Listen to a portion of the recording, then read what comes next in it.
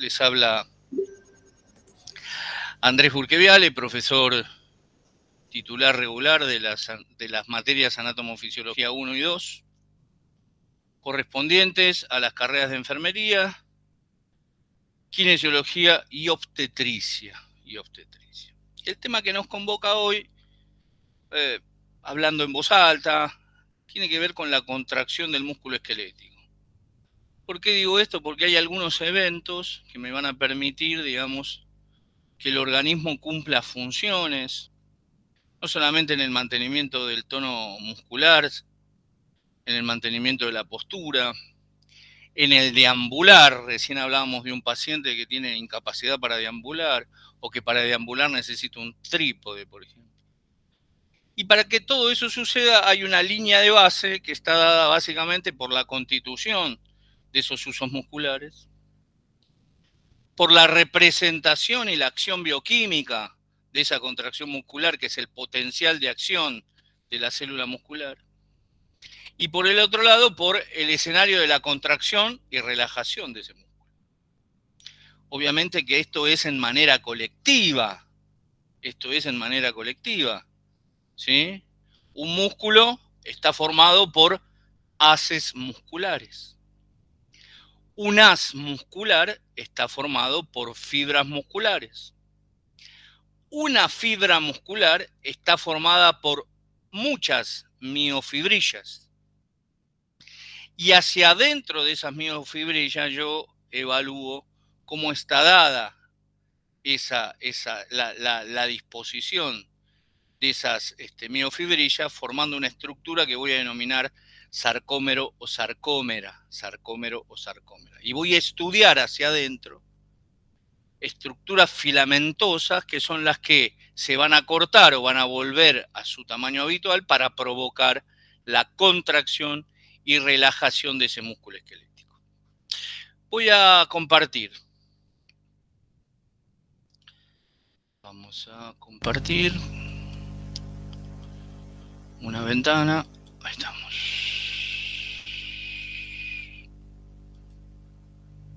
Ahí está. Dígame si se ve. Todavía no, profe. Bien, usted avíseme, así yo. Ahí está cargando. Bien, ahora perfecto. Sí. Bien, entonces digo, lo que pudiéramos hacer en estos minutos de encuentro es tener en claro cómo es este mecanismo general de la contracción muscular. ¿Sí? Entonces, un poco me adelanté, dice, un potencial de acción viaja a lo largo de una fibra motora hasta sus terminales sobre las fibras musculares. Esa es la acción eléctrica y bioquímica que va a permitir esta contracción muscular. Entonces, primera definición o nota al pie de página, saber estudiar potencial de acción de la célula muscular. Así como estudiamos el potencial de acción de la célula cardíaca, esta es prima hermana. Y hay otro primo hermano que es el potencial de acción de la célula nerviosa. Bien. Que va a tener que ver básicamente con haber estudiado la composición de la membrana plasmática de la célula, en este caso de la célula muscular, y poder identificar qué sucede a un lado y al otro lado de esa membrana plasmática de la célula muscular. 2, dicen, cada terminal el nervio secreta una pequeña cantidad de la sustancia neurotransmisora que tiene nombre y apellido y se llama acetilcolina. ¿Sí? Es un neurotransmisor, en el cuadrito se ve muy bien, que se denomina acetilcolina. Ese neurotransmisor llamado acetilcolina actúa en una zona determinada de la membrana de la fibra muscular. ¿Para qué? Para abrir canales. ¿Sí? Canales de cationes, es decir, iones positivos que están flotando ahí en la membrana. Esos canales, recuerden, son canales proteicos. Las proteínas tienen en la constitución de la membrana plasmática un protagonismo en el sentido de formar canales proteicos, ¿sí? y permitir el transporte activo de determinadas sustancias. En este caso, el que va a desencadenar este transporte activo de algunos iones va a ser este neurotransmisor ahí en la membrana plasmática que se llama acetilcolina y va a estimular la apertura de estos canales de proteínas para el ingreso o salida de cationes. Ya me lo está diciendo, es decir, iones positivos, básicamente el sodio, el potasio y el calcio. El sodio, el potasio y el calcio. Y por último dice, la apertura de los canales activos por acetilcolina permite que grandes cantidades de iones, bueno, ahí está, sodio, difundan hacia el interior de la membrana de la fibra muscular.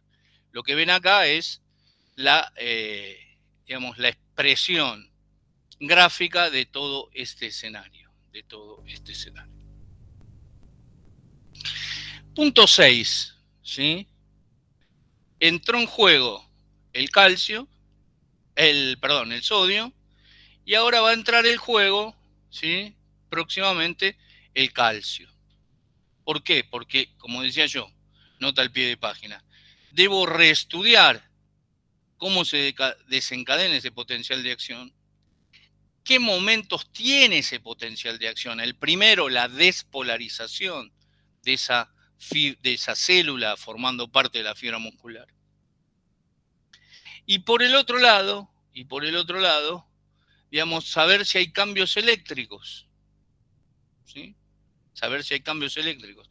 ¿Y por qué es importante conocer este escenario y este mecanismo del potencial de acción? Porque resulta que hacia el interior de la célula, una de sus organelas que estudié en la primera clase de fisiología general celular, el retículo endoplásmico, en este caso sarcoplásmico, formando parte de esa estructura que denominé sarcómera, va a liberar calcio.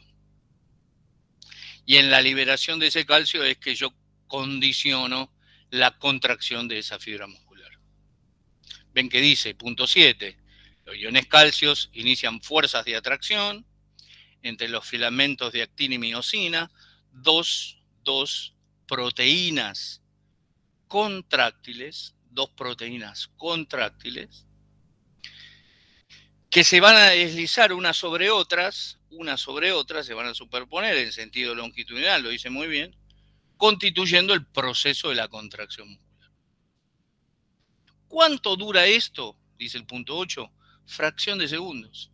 En este momento, ¿sí? Yo tengo X cantidad de procesos contráctiles que me permiten estar en posición de bipedestación, que me permiten, digamos, hacer uso de los músculos de la mímica y de la masticación para emitir la voz, que me permiten involuntariamente hacer estos gestos que hago con la mano, ¿sí? Que me permiten ordenar mi visión en general o en particular en relación a los músculos del ojo,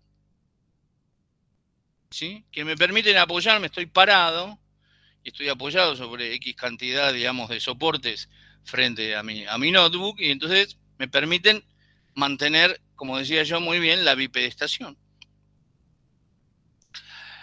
En paralelo hay otros escenarios en la cual está actuando estos músculos que podrán tener características particulares, entonces sigo respirando.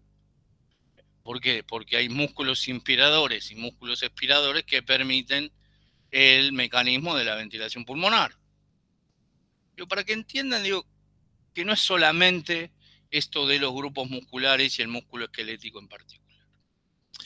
Bien, el punto 8 lo que dice es lo que yo había dicho, digamos, hay una bomba de sodio de la membrana y permanecen almacenados en el retículo hasta que llega un nuevo potencial de acción muscular. ¿Sí? Se va liberando y se recapta, se va liberando y se recapta, se va liberando y se recapta. Bien, ¿cuáles son las moléculas? ¿Cuáles son las moléculas filamentosas, ¿sí? Que mantienen en su lugar a los filamentos de miosina y actina, las dos proteínas contráctiles más importantes de este fenómeno de la contracción muscular, ¿sí? Es una proteína que se denomina titina, y es la que me va a permitir lo que denomino la yuxtaposición.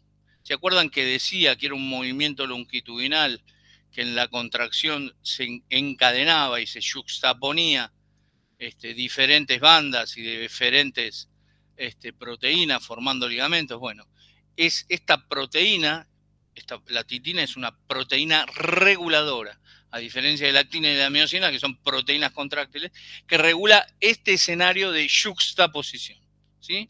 Va y viene, contrae, relaja, contrae, relaja, contrae, relaja. Bien. Lo que dice la filmina es algo que yo dije hace 5 minutos atrás. ¿Qué es el retículo sarcoplásmico? Es el retículo endoplásmico que estudié la primera clase de fisiología general celular, ¿sí? Que en este caso va a tener una organización especial en el contexto de no solamente tener como gran contenido de ion calcio en su interior, sino porque va a ser el que obviamente se va a activar la liberación de ese calcio primero intracelular y después extracelular para la contracción de la fibra muscular. Y en este caso es importante decirlo también, las fibras musculares son fibras de contracción rápida, Hay algunos elementos en otro tipo de músculos que uno pudiera dividir a las fibras en contracción rápida y contracción lenta. Bueno, en este caso, en el del músculo esquelético, uno habla de fibras de contracción rápida, ¿sí? Rápida, que me permiten tomar acciones musculares, obviamente involuntarias, no las pienso. Pensé hoy que iba a dar la clase parado en vez de sentado, como la doy siempre, pero digo, no estoy programando en este momento la contracción permanente de X grupo de músculos y la relajación de otros. Bien. Lo que me muestra la imagen, todas las imágenes que muestro están adentro de los libros.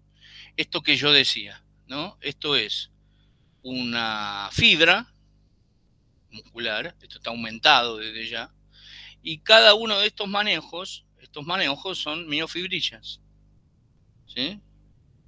Cada fibra tiene cantidad de miofibrillas. En esta célula muscular tengo un núcleo y tengo el sarcolema. Ahora vamos a ver qué es el sarcolema.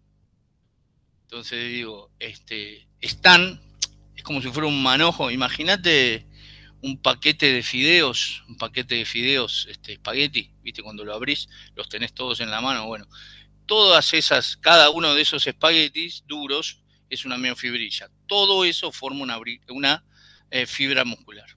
¿Está claro? Todas esas miofibrillas forman una fibra muscular. Y la otra cosa importante es la relación con las fibras nerviosas. Hay terminales, que se ve muy bien acá, de nervios motores en estas fibras musculares. ¿Para qué? Que van a traer la información para provocar el potencial de acción en esta fibra muscular y que desde el punto de vista molecular se propague ese potencial de acción para la contracción y relajación de la misma.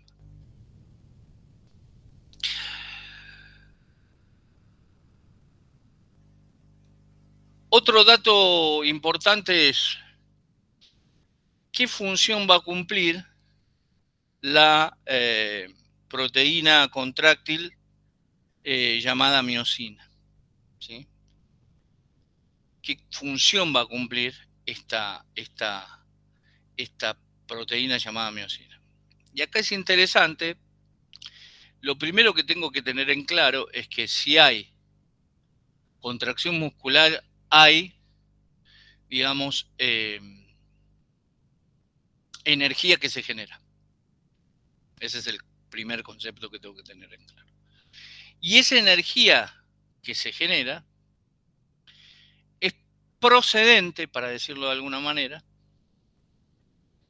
de el ácido trifosfato, del adenosín trifosfato,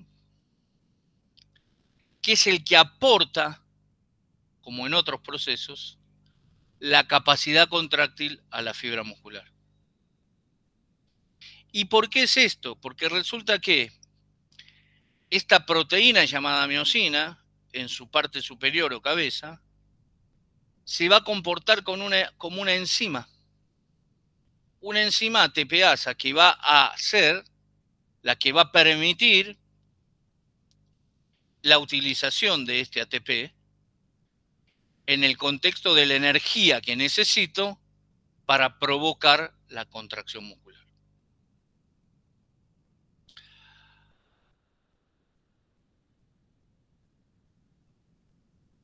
Acá lo que vemos es la representación gráfica de el filamento de miosina, la cabeza de la miosina, digamos, con características enzimáticas para su acople al ATP en el contexto de la liberación de energía de esa contracción muscular, y cómo se forman los filamentos de actina, ¿sí?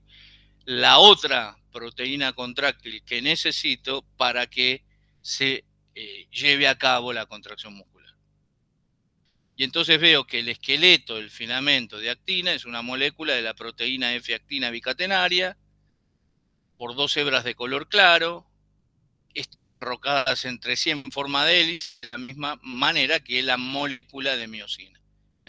Los filamentos de actina van a tener troponina y tropomiosina. El filamento de actina va a tener tropomiosina y troponina, y el filamento de miosina solamente la miosina. Esto no es un tema menor. Por ejemplo, la troponina usted la mide, usted puede medir, digamos, troponina, en este caso en la función cardiovascular. Usted va a pedir, por ejemplo, enzimas cardíacas, va a tomar, si es enfermera, una muestra de sangre y le va a decir, digamos, quien le dé la orden, necesito que tomes una muestra de sangre para enzimas cardíacas. Si es kinesiólogo o kinesióloga, seguramente va a tratar a algún paciente en la unidad coronaria por algún síndrome coronario agudo o por un síndrome coronario agudo en el contexto de un infarto agudo de miocardio. ¿Y cómo llegué al diagnóstico? Por la clínica del paciente o de la paciente y por exámenes complementarios, en este caso un laboratorio completo donde voy a pedir enzimas cardíacas. Voy a pedir la CPK, la LDH y la troponina. Troponina negativa en contextos de factores cardiovasculares, como hablábamos de la paciente al principio que relatábamos, va a acompañar el diagnóstico clínico al cual llegué con exámenes de laboratorio. En este caso, la troponina cardíaca. Y si usted es obstétrica, debe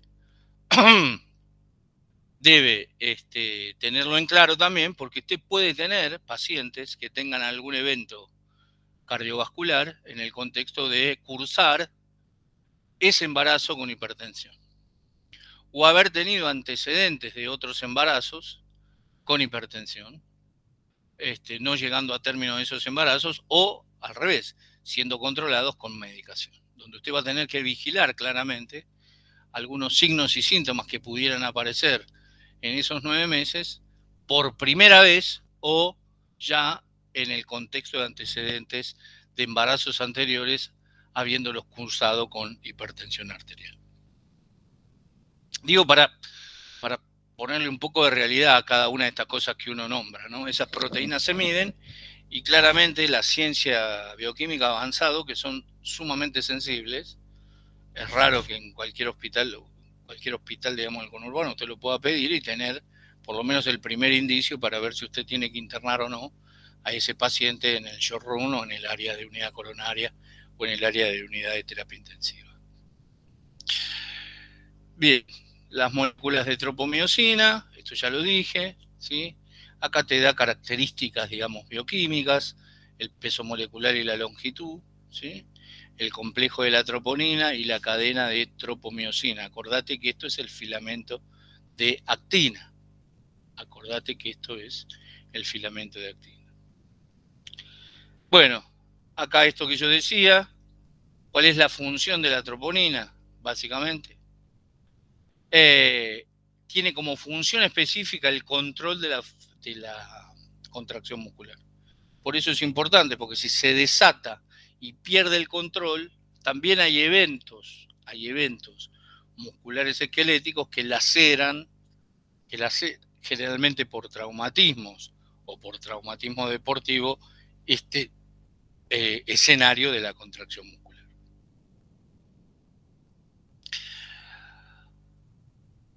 ¿Qué muestro acá? Dice interacción de un filamento de miosina, dos filamentos de actina y los iones calcio para producir la contracción, inhibición del filamento de actina por el complejo troponina, tropomiosina, activación de los iones calcio. ¿Qué estoy explicando? Estoy explicando desde el punto de vista molecular la contracción muscular. ¿Se entiende? Digo, así como lo expliqué también desde un punto de vista molecular, cuando describo el potencial de acción de esa célula muscular, cuando tengo en claro este complejo de interacción entre un filamento de miosina, dos filamentos de actina y los iones calcio, tengo claro, digamos, cuál es la necesidad de la activación de ese ion calcio, que lo tenés que recordar estaba en el interior celular y en forma particular en el retículo cytoplásmico, y cuál es el escenario de inhibición de ese filamento de actina para contraer y relajar esa fibra muscular en forma general. Uno habla de una fibra muscular, pero en realidad lo que está contrayendo y relajando son grupos musculares. ¿Sí? Entonces tengo que volver a recordar, un músculo está formado por haces musculares, los haces musculares están formados por fibras musculares, una fibra muscular está formada por X cantidad de miofibrillas.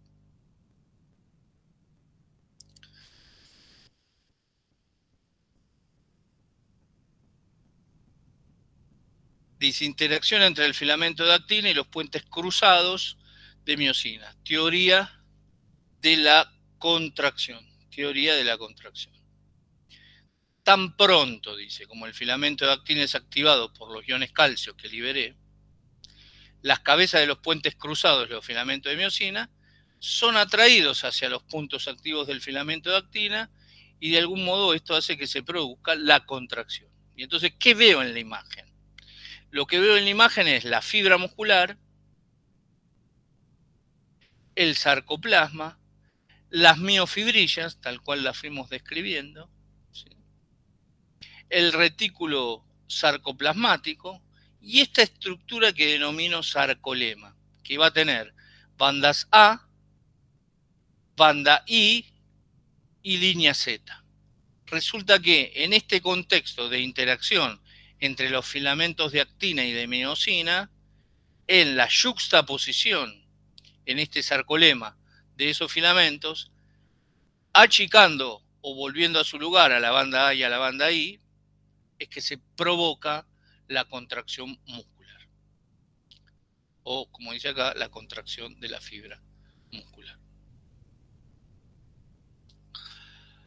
Bien. ¿Cuál es el dato importante de esta filmina? Dice, el ATP, el adenosintrifosfato, como fuente de energía para la contracción.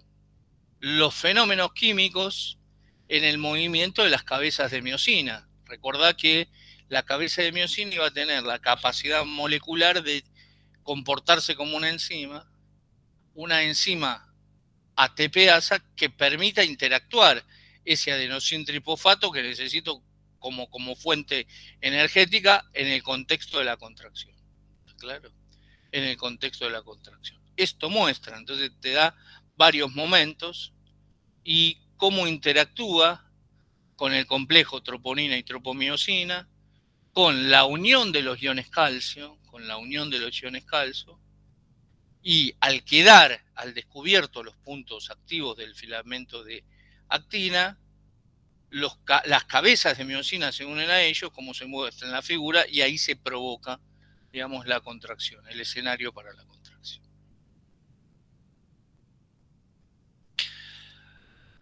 ¿Cuál es el efecto de la longitud muscular sobre la fuerza de contracción en el músculo intacto entero? Tiene una gran cantidad de tejido conjuntivo, tejido conectivo que lo va a cubrir, ¿sí? Que lo va a cubrir. ¿Ves todo esto blanco que se ve ahí? esto de ahí, esto de ahí. Bueno, eso es el tejido conjuntivo conectivo. Esta fibra muscular tiene muchas miofibrillas adentro y está rodeada por este tejido conectivo. Y la otra cosa que es importante para la contracción y para mantener esa longitud elongada, para decirlo de alguna manera, y vuelta al tamaño normal, están los sarcómeros. Y esos sarcómeros tienen características que no todos se contraen yuxtaponiéndose en la misma longitud. En la misma longitud. Eso permite el juego, digamos, de una contracción ante un determinado movimiento o ante un movimiento explosivo. Imagínense que usted sale corriendo y necesita en su tren inferior tener la máxima capacidad de contracción para mantener la huida o la carrera o lo que fuera. Vamos bien, ¿no? ¿Vamos bien en tiempo? Sí. Sí, profe, todavía falta. Bien. La otra cosa que muestra la presentación dice la relación de la velocidad de contracción con la carga. Y esto es interesante porque dice, un músculo esquelético se contrae rápidamente cuando lo hace frente a una carga nula, hasta un estado de contracción completa en aproximadamente 0,1 segundo. Para un músculo medio, imagínense un músculo del antebrazo, el flexor común de los dedos, que se inserta en la carga del antebrazo. ¿Está bien? ¿Y qué es lo que muestra el gráfico? ¿Qué es lo que muestra el gráfico? El cambio en la conductancia, ¿sí? Y el cambio en el voltaje medido en milisegundos. Entonces me marca el potencial de acción de la fibra muscular, esto que está en verde más clarito. Lo que está en rojo es la conductancia del sodio, ese intercambio que voy a hacer e ingreso de sodio para estimular la liberación del calcio intracelular y extracelular. Y la conductancia como contrapartida del sodio del potasio. ¿Sí? Entonces, ¿cómo lee uno esto? Lee el cambio de conductancia en relación a la liberación de estos iones, sodio, potasio, básicamente. ¿En qué tiempo? ¿En qué tiempo? Ya termino. ¿En qué tiempo se hace esto? ¿En qué tiempo se hace esto? Entonces lo mido en milisegundos. ¿Sí? Y la actividad eléctrica. ¿Cuánto necesité para generar un potencial de acción? 115 milivoltios. ¿Y cuánto necesité para volver otra vez a la normalidad el potencial de equilibrio? 12 milivoltios. ¿Sí? Pero fíjense, como usted en un gráfico puede graficar tres momentos simultáneos de este escenario de la contracción muscular. ¿Cómo se mide esto? Y acá entra la materia de agentes físicos, lo que en mi vieja formación era la biofísica o la física. Cuando un músculo se contrae, músculo X, contra una carga determinada, como por ejemplo los músculos contraídos que yo tengo en este momento para mantener la bipedestación, se realiza lo que se denomina trabajo. ¿Y qué es el trabajo? Es transferencia de energía para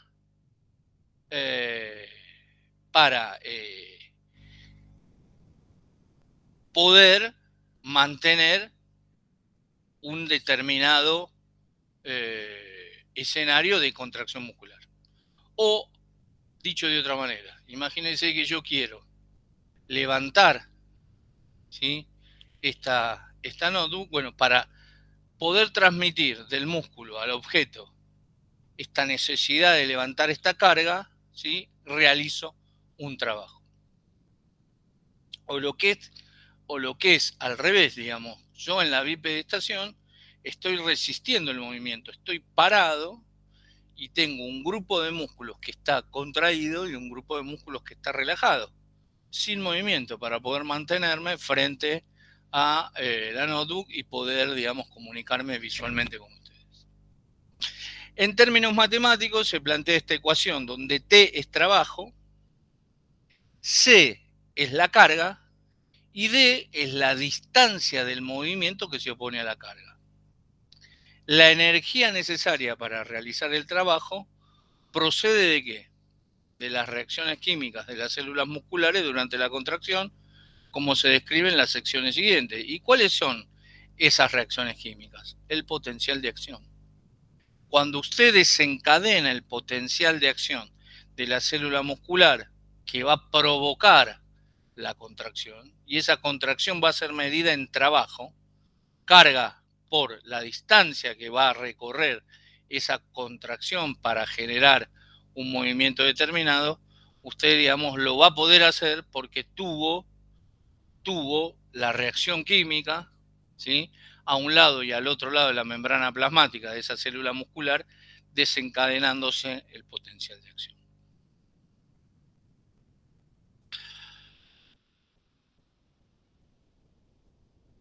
¿Cuáles son las fuentes de energía para la contracción muscular? Ya lo pudiéramos decir. Uno es el ATP, el otro es los iones calcio, ¿sí?, y los otros son los iones sodio y potasio.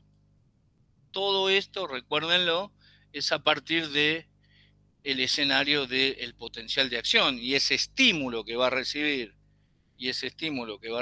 la fibra muscular para oponerse al movimiento o para desencadenar el movimiento y provocar la contracción muscular.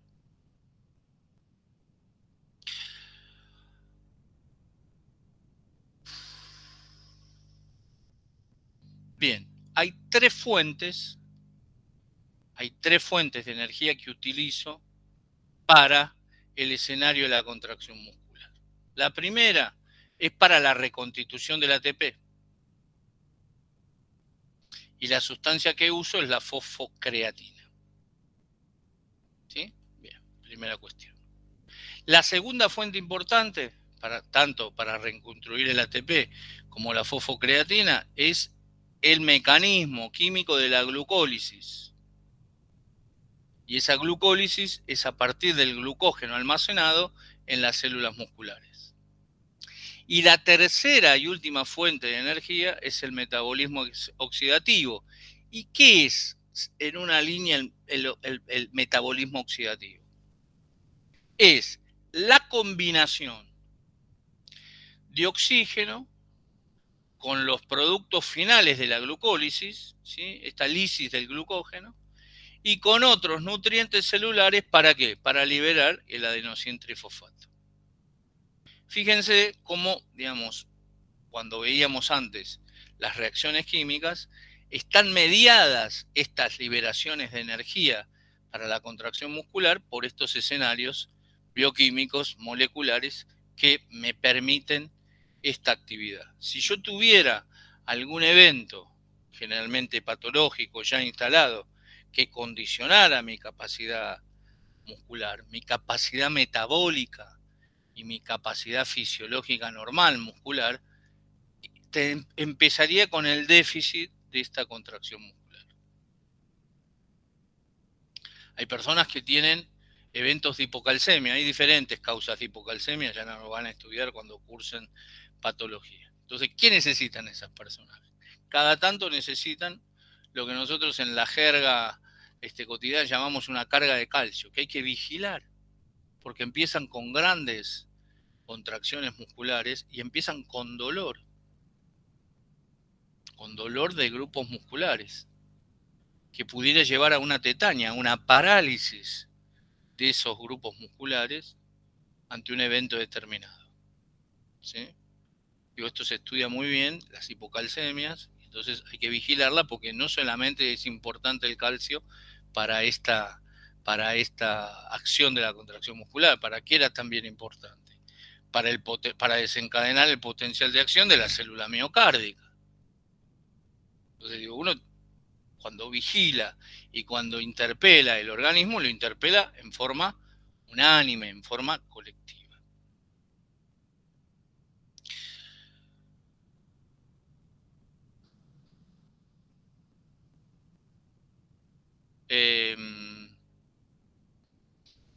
Dice, ¿cuál es la eficiencia de la contracción muscular? Bueno, ¿cómo mido esto yo? ¿Sí? Entonces, lo que tienen que tener en claro es que el porcentaje de aporte de energía, el porcentaje de aporte de energía que se puede convertir en trabajo era carga por distancia, ¿sí? La carga iba a ser el movimiento hacia esa distancia que voy a recorrer para provocar la contracción muscular, es menor al 25% y todo lo demás se va a transformar en calor. En general, cuando uno entra en un movimiento, ¿sí? Hoy porque es un día típico, hoy es un día de enero, digamos, en relación a las temperaturas ambientales, pero digo, en general, cuando uno entra en movimiento, genera, no solamente necesita de esas tres fuentes de energía que nombramos para las contracciones musculares, sino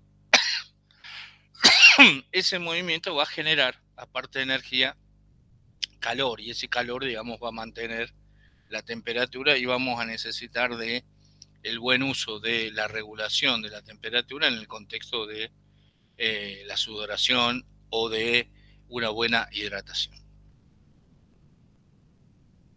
Creo que esta es la última. Ah, no, las dos últimas. Características de la contracción de todo el músculo. Hablo de contracción isométrica frente a isotónica, ¿sí? ¿Y para qué necesito esta cuestión?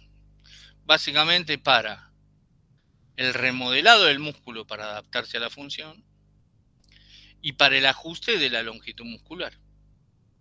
Bien, y entonces vamos a esto. Se dice que la contracción muscular es isométrica. ¿Qué significa esto? El músculo no se acorta durante la contracción. E isotónica cuando se acorta, pero la tensión del músculo permanece constante durante toda su contracción. ¿Sí? Es un juego de palabras, pero hay que tenerlo en claro. Isométrica, el músculo no se acorta durante la contracción. Isométrica, igual metro, igual longitud. Durante la contracción. E isotónica, cuando se acorta verdaderamente, pero la tensión del músculo permanece constante durante toda la contracción. ¿Qué significa? Se mantiene constante porque va a volver a relajarse. El problema es cuando no se relaja y hay una contracción sostenida, ¿sí? El famoso espasmo muscular, conocido popularmente como calambre, o el evento traumático o crítico del desgarro, de la rotura, del rompimiento de ese grupo muscular o de esos haces musculares. ¿Y para qué hago esto? Porque con eso remodelo la función de adaptación del músculo, ¿sí? Y acá dice, ¿por qué necesito esto? Porque en general nuestros músculos, trabajados o no, se adaptan a la función que tienen que cumplir. Y básicamente, ¿qué es lo que alteramos? Alteramos su diámetro, alteramos su longitud, su fuerza, su vascularización. No solamente reciben inervación, también reciben irrigación estas fibras musculares. ¿Sí? Así que en este sentido es importante porque este proceso de remodelado en general es bastante rápido y se produce en plazo de pocas semanas. Hay pacientes, digamos, que dicen, no, está adelgazado y no tiene la fuerza muscular, el tono muscular necesario después de 65 días de internación en terapia intensiva. Cosa que puede ser real y es real. O después de un politraumatismo grave o de una fractura grave de fémur, tibia y peroné después de una caída en un accidente automovilístico o un accidente en moto. Entonces usted tiene que volver a remodelar esa capacidad de trabajo, esa capacidad de carga en el contexto de esta contracción muscular. Y la otra cosa que necesito hacer es ajustar esa longitud muscular. ¿Sí? Y en esto se ve en los contextos de hipertrofia. Esa hipertrofia puede ser porque aumentó de tamaño, se extendió de tal manera a una longitud mayor de lo normal, ¿sí? Porque usted ha trabajado ese músculo. Esto se ve muy bien en los físicos culturistas, ¿no? Donde se ve la forma exacta de ese músculo, pero aumentado de volumen, aumentado de tamaño. ¿Sí? Bueno, esto también es un ajuste de la longitud muscular. Acá dice, en situaciones poco frecuentes de generación extrema de fuerza muscular se ha observado que hay un aumento real de número de fibras musculares, ¿sí? Además del proceso de hipertrofia de las fibras. Otro efecto importante, cuando ese músculo pierde la inervación muscular. Cuando pierde la inervación muscular se llama denervación muscular. Y entonces, ¿cuál es el tema? Ya no recibe las señales contráctiles que son necesarias para mantener básicamente el tamaño muscular normal. Bueno, traté de ser lo más, de tener la presentación. Ahí está, traté de ser lo más gráfico posible y poder pensar esto que tanto les cuesta, que es la interpretación del evento de la contracción muscular desde el punto de vista molecular y bioquímico. Después de tantos años, digamos, que uno ha enseñado, digamos, la materia, los escenarios de dificultad siempre son los mismos. Usted podrá describir la contracción muscular, pero resulta que cuando tiene que definir ese potencial de acción, esa representación de esa reacción bioquímica para que esa fibra muscular, en este caso esquelética, se contraiga y se relaje, aparecen dificultades. He tratado de ser lo más específico y simple posible. Como digo siempre, esto se complementa con la lectura pormenorizada del texto. Este video u otros, e incluso otros que han subido al campus, son mucho más ricos en el sentido si usted leyó el capítulo correspondiente a los libros que hemos propuesto para la asignatura. U otros videos, siempre digo lo mismo, no hay que ver este video, hay que ver otro, pero digo, usted va a aprovechar más y va a poder entender los escenarios fisiológicos de la célula muscular si verdaderamente tuvo una lectura pormenorizada de la temática. ¿Dudas? ¿Preguntas? Tenemos 10 minutitos, si quieren. Estuve re académico, terminé 10 minutos para preguntas. Se portó re bien hoy, profe. Yo me porté muy bien. Bueno. Bueno, si tienen alguna pregunta, dudas. No, justo era el tema que más me costaba y la verdad que me quedó clarísimo. Me gustó cómo lo explica todo. Gracias. No, por favor. Bueno, me alegro. Son temas, como decía yo, digamos, donde usted tiene que armar filtros, ¿sí? O superposición describo la contracción muscular. Perfecto, muy bien. Describo cómo se constituye un músculo. Esto que lo repito hasta el cansancio. Y después resulta que para que eso funcione hay actividad eléctrica y actividad bioquímica, ¿no? Entonces, ahí juegan las estructuras moleculares, las proteínas, los iones, son 3, calcio, potasio y sodio. Las proteínas contráctiles, actina y miosina. Las proteínas reguladoras, la titina, la tropomiosina y la troponina, ¿no? Entonces uno primero hace el oído a el nombre propio de estas proteínas.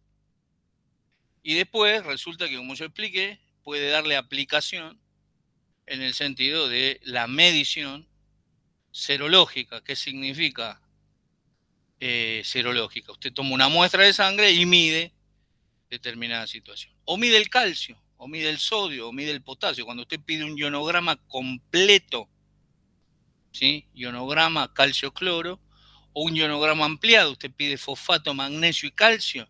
Usted tiene una idea global de cómo es el metabolismo iónico de ese paciente, ¿no? Entonces, interviene porque usted tiene ya data previa. Si usted es enfermero, empezó a atender al paciente junto con la colega o el colega médico. Si Si usted es kinesiólogo, resulta que lo encontró en la sala general para rehabilitarlo de algún evento cardiovascular, respiratorio o cerebrovascular, o lo ve en la unidad coronaria o lo ve en la terapia. Y si usted es obstétrica, tiene, digamos, la intervención junto al colega que pudiera haber internado a esa paciente por X motivo. ¿Sí? Usted tiene una idea global de todo este escenario. Así que en esto, digo, no es menor, me detengo en la obstetricia porque me acordé de una cosa, se me cruzó. Causas directas e indirectas de pérdida de embarazo. Las causas indirectas tienen que ver con los politraumatismos, con los accidentes. Las causas directas son aquellas, ya lo van a ver esto, pero tienen que ver con las acciones que no hacemos desde el sistema de salud para controlar ese embarazo. Desde el día que lo hemos detectado y desde el día que llega a la consulta hasta el día del parto y después, 42 días después, en el contexto del puerperio. Causas directas. Las indirectas tienen que ver con las lesiones autoinfringidas o con las lesiones infringidas, accidentes automovilísticos, lesiones, peleas callejeras, lo que fuera. La agresión, la violencia intrafamiliar, bueno, todo eso, digamos, hace que uno pudiera recibir un paciente que tuviera algún componente, digamos, muscular intervenido y que de una u otra manera usted va a tener que trabajarlo durante el momento de la internación crítica o de la internación postcrítica en una sala común o en una sala de rehabilitación. ¿Qué más?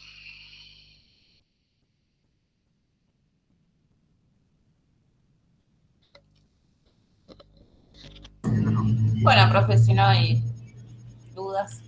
Bueno, un gusto.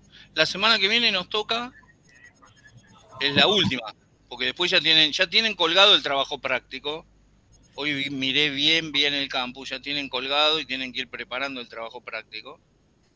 Y la semana que viene nos toca... Movilidad, sensibilidad y... Correcto. Y después está la integración. Nos queda una más para el integrador. Perfecto. Nos queda una más para el integrador. Es correcto. Sí. Bueno, buenas noches. Muchas gracias a todos. Bueno, muchas gracias. Gracias. Gracias. Buenas noches.